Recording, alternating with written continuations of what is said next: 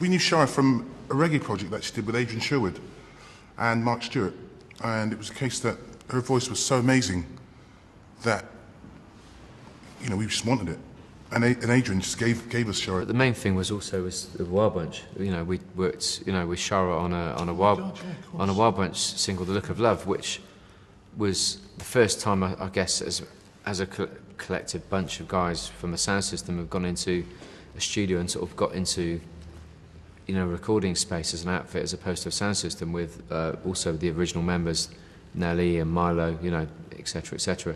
And Shara working on that original track, "The Look of Love," was probably one of the key moments of setting up the whole entire Bristol sound, and to a certain respect, the whole sort of production sort of method which followed through the whole of the 90s.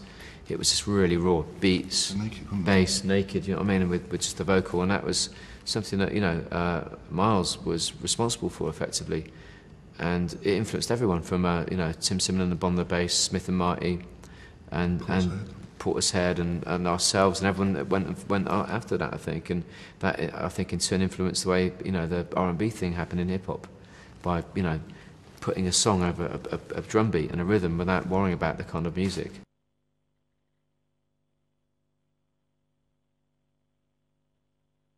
Me and Trick used to live together, obviously, and it was, you know, we're both Aquarians, and, you know, we were both absolute, you know, egocentric, sort of egomaniacs, in fact, you know. Oh yeah, you know what it's like. You know, just like you, mate. You know how to recognise one. Yes, I do.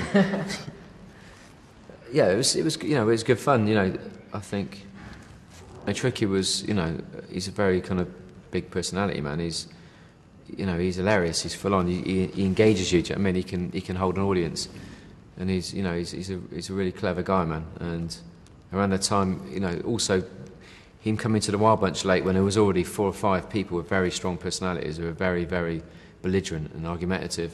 He did pretty well to hold his own, didn't he? Yeah, considering he got bullied by us. By you? By you. By you? I live with him. I didn't bully him.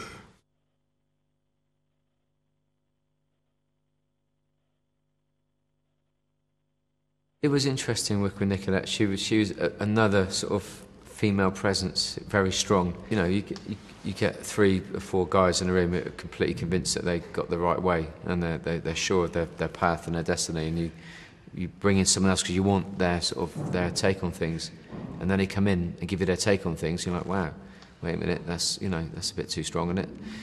But with Nicolette, she was very much a personality and a character, and she had a real sort of thing about her, and it was just real fun to work with her. You know, it was really, I think she enjoyed the sort of like what was happening within the sort of like the group dynamic. That's a horrible phrase, but, you know, that is kind of how it works out.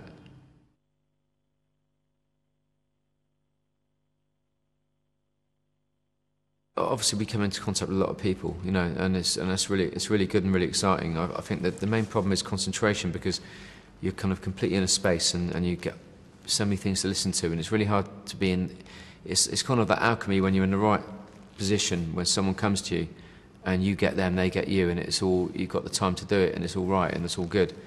Because often you're completely caught up in your own shit, and they are as well, and it just comes sort of crosses over.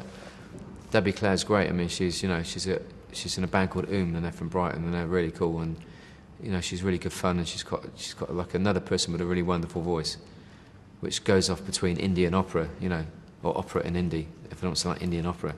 It's not like a Bombay thing, you know what I mean? Anyway.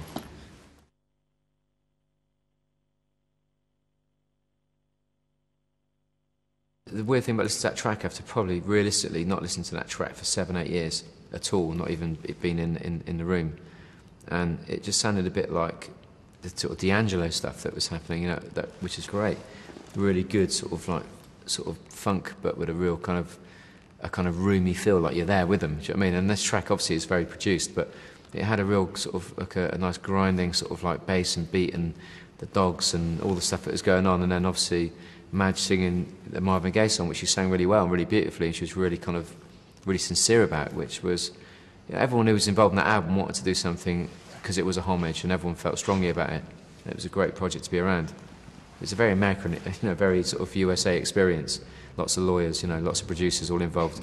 When we try to put the the credits together, there was about sort of 50 names that suddenly appeared because they all get a co-production credit. We were like, sorry mate, but you know. Stayed in the house, didn't we, when we were doing it? They were in the same complex as Madonna. It was a tennis court and a swimming pool between us, at least. Maybe 2 or 3, I'm not sure. But no, we went to New York and had a really good time in the studio. I mean, she was just, you know, a really an amazing professional, which sounds really crap and really cold, but she was, you know, she's obviously a great performer too, and it was just a really bizarre experience for someone like us who kind of just weren't in that world.